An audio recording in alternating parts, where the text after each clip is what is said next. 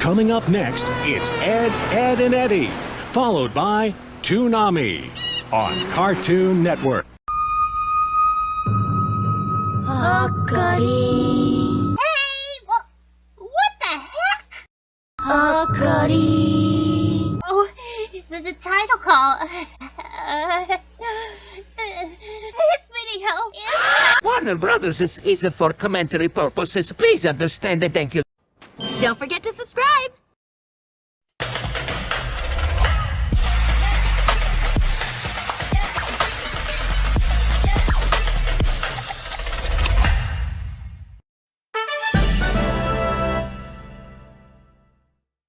Good morning, this is Carla, and welcome back to another episode of the Team Smash Halloween specials. And I might have asked you all a question from the last one. If you remember which special, we'll be telling you this. The question is, the creator had a difficult task of coming up with a replacement for MTV's Beavis and Butthead. So he created the Brothers Grunt, and it flopped. Then he decided to try something completely different as a dare. And if you guessed Ed, Edd, and Eddy, you are correct. Because we'll be reviewing Ed, Edd, and Eddy's Boo Ha Ha, episode 55. わかった。そうしよう。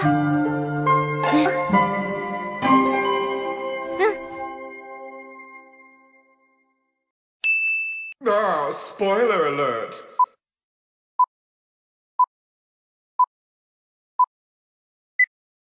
Ed's the violation? Come on! I got something that's gonna make this the coolest Halloween ever!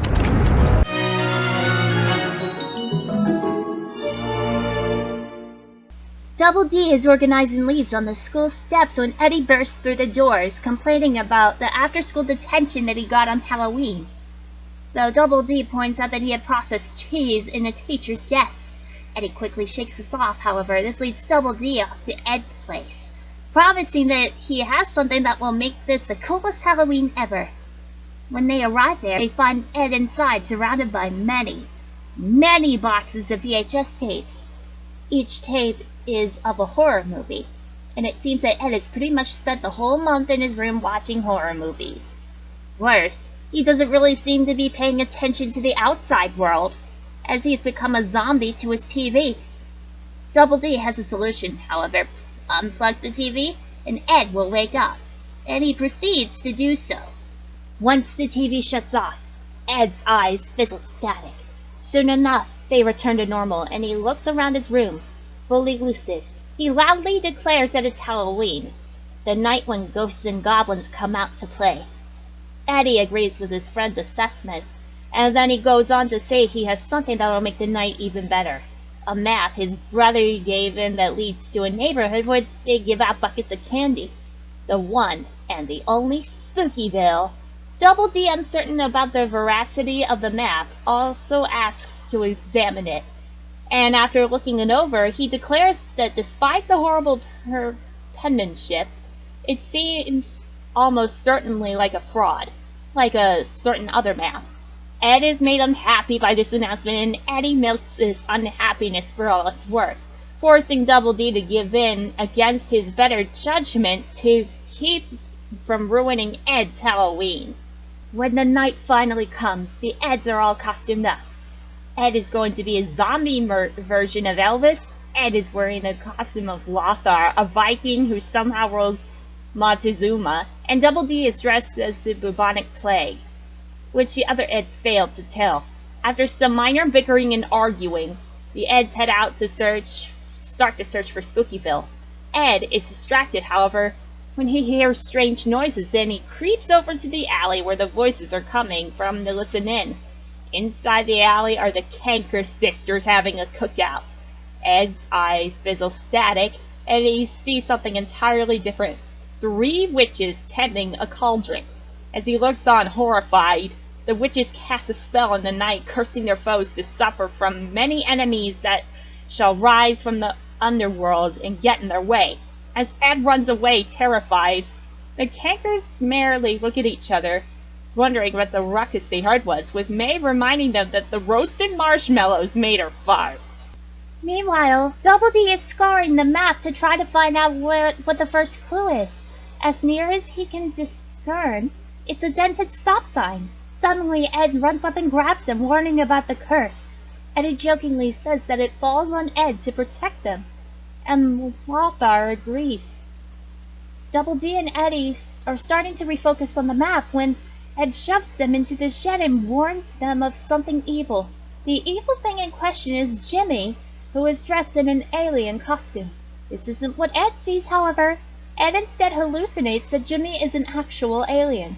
After shouting at Jimmy that Earth isn't his salad bar, Ed runs up and slams a stop sign on him, beating Jimmy into the sidewalk. Eddy laughs at this show of comedic violence while Double D looks on horrified. Ed then heads over to his friends, and Eddy congratulates him on his protection as well as the scoring of the extra candy. Behind them, Sarah comes over to her downed friend and learns that Ed has inflicted violence upon him. Double D is scared, as Ed has broken the rules of the so-called Halloween etiquette.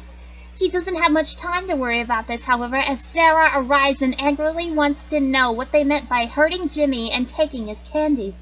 Once again, Ed hallucinates and sees Sarah as a vampiress who must be vanquished. After a short tussle and brawl, Lothar emerges victorious, burying Sarah in the ground. Eddy, having noticed that they have found a dented stop sign in the form of the weapon Ed used on Jimmy, leads them onward, with Double D growing even more concerned about the sanity of his friend.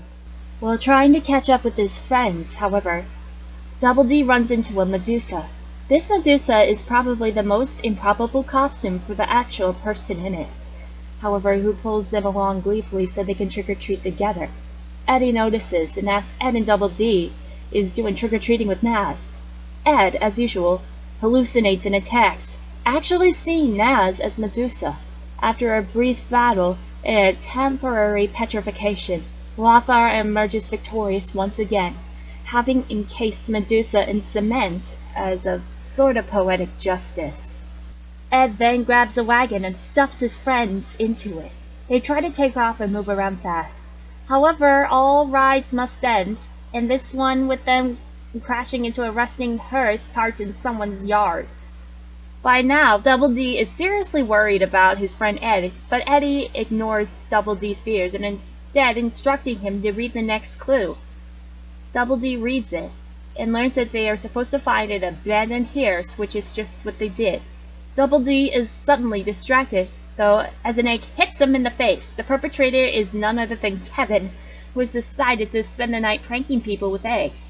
The next victim of his is Eddy, leaving only Ed to face the music.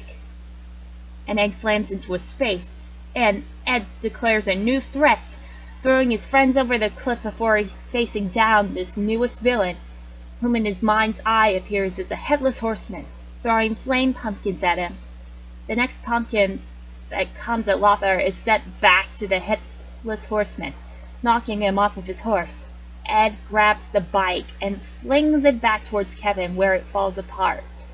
Ed then leaps off the cliff, declaring that the witch's curse shall be for naught, and lands on his friends. Double D once again brings up Ed's need for a psychiatric evaluation, but Eddy ignores him, once again placing the trip to Spookyville at the top of the list in importance. He then orders Double D to read the next clue, which says that at the bottom of an embankment they will find a large oak tree. Unfortunately, there are hundreds if not thousands of trees before them, but Lothar has a magic spatula that says will lead them to the correct tree. Ed then leads his friends to the forest until he stops, hallucinating once again. This hallucination is of a spider, grotesque but friendly, descending a tree. The spider is really Johnny in a spider costume. Ed makes an offering of Jimmy's candy, which he had stolen, and Johnny accepts it, telling the Eds that they should head down a path that he points to and calling after them that, if they see Plank, they should tell him to get over to his best friend. The Eds spend a long time on the path, but when they start to fear they're getting nowhere, they find Rolf, celebrating another one of his archaic rituals. Ed, of course, hallucinates and attacks, sending his spatula into Rolf's eyes and blinding him. He then grabs his friends and hustles them along the path, only to come upon Frankenplank, whom he beats up with a stick. Double D is once again worried by this, but fed up by what he thinks of as needless hassle in reference to Ed. Eddy grabs the map simply and walks on, declaring that he's going to Spookyville. When Eddy can't read the map, however, Ed steps in once again, reading it. He declares that they have to find a big rock just as he walks under it. They then have to touch a shovel, which is magically just behind the rock, go under a hose, one of which is also only a few feet from the shovel, and then close their eyes and take 10 steps backwards. Eddy performs all of these steps perfectly before he turns around and smiles widely, glad to have finally reached the promised land of Spookyville. When Eddy looks around Spookyville with joy in his eyes, Double D looks at it with a more jaundiced eye, seeing a strange familiarity in its layout. Ed, still hallucinating, senses of the monsters he defeated before have all banded together, and he runs off, chanting about digging holes. Eddy, meanwhile, marches up to the first house he sees and rings the doorbell, and rings it again, and again, and again. Never receiving a reply, Double D decides that his suspicions are confirmed and tries to tell Eddy when minor hits don't get through. Double D finally outright states the map that just led them into a complete circle back to the cul-de-sac. Well, to put it in simple terms, it was at this moment that Nathan knew. He up. And before Eddy could finally consider the implications of this, Ed runs up and grabs his friends. The trio then see the kids angry and advancing on him, seeking revenge for the indignities visited upon their persons, or in Johnny's case, Plank's body. Ed quickly runs to a yard and throws his friends down a hole. He leaps in after them and pulls part of a fence over them before hanging up his costume and declaring that Lothar is pooped. Ed sits down in a chair made of dirt in order to relax. Eddy starts to angrily complain about not getting to trick-or-treat, but bigger problems arise when the fence is lifted off of the shelter and tossed away by the kids who descend upon them. Eddy calls for Lothar to help them, only once more to hear that there is no such things as monsters, as the curse has been defeated. While the kids beat up Double D and Eddy, Ed merely sees a newspaper, only to pause to glance up but once. When he does this, he hallucinates once again. But he does not see violence and horror. Instead, he sees his friends happily rolling around in flowers, raining down upon them with a chuckle. He returns to his newspaper, cheered by the sweetness of Halloween. Did you know that? there is only one goof. Near the end, when Ed starts reading the newspaper comics is feet have 4 toes. Normally the characters have 3 toes like a frog. Also, several staff references can be seen on the videotapes in Ed's room. Danny the Butcher, a reference to the series creator in the short film Lupo the Butcher. Likewise, Lupo D. Butcher is also one of his nicknames. Dr. Boros Lyle, and a reference to Zoe Boros, a production assistant. Korean Vampires, a reference to Hyuki, a prop and character designer who is from South Korea. Monster Wattenstein, a reference to the storyboard artist James Watton. Mutating Raven, a reference to the storyboard artist Raven Mollisey. And the creator revealed in the Best Day Edder Marathon that it was his favorite episode to make. This was the first episode of Ed, Edd and Eddy to be added to Apple's iTunes store, excluding the movie. Lothar reappears briefly in Ed, Edd and Eddy's Big Picture Show when Ed was zapped with the electric gum. Double D picks up 3 videotapes in his room. These represent Ed's hallucinations of the kids throughout the episode. Medusa's hair salon, Nas, the Headless Horseman, Kevin, Curse of the Witches, the Kanker Sisters. When Ed drags Double D and Eddy into the forest after beating up Rolf, Ed says quickly before the troll's mother shows up. This is a reference to the monster Grendel and his evil mother in the epic poem Beowulf. The headstone in Eddy's front yard reads, "Here lies Captain Ahab." This is reference to the book Moby Dick, with Captain Ahab being one of the main characters. Ed says Lothar need no stinkin' map, Eddy. This may be a reference to a widely misquoted phrase from the 1948 film The Treasure of Sierra Madre. And this is the second episode to involve a misleading map made by Eddy's brother. The first episode was Ed 11. Both misleading maps are mentioned again by Double D in Ed, Edd and Eddy's Big Picture Show. A clip from the 1984 film A Nightmare on Elm Street can be seen through the static on Ed's television. Are you happy now, Freddy Krueger, that you got a cameo? Huh? Double D's Toomey Tron, which is named after Corey Toomey, a character and prop designer on the show. The watch reappears on Run, Ed, Run. One of the tombstones outside Ed's window reads, Rest in peace, rigor mortis. This is a play on the Latin term rigor mortis, stiffness of death, which is the third stage of death. Now you know! Overall, this was actually a fantastic Halloween special, and to be honest, it appears that we all felt concerned for Ed in the episode. Until the end, because we realized that he actually just had a fantastic Halloween, despite being in front of the TV for so long. Either way, this episode's rating is a 9 out of 10. And it appears that someone has to say something about the next episode. Oh, hello there! My Halloween special is the next episode of Team Smash's Halloween Reviews. Look forward to it.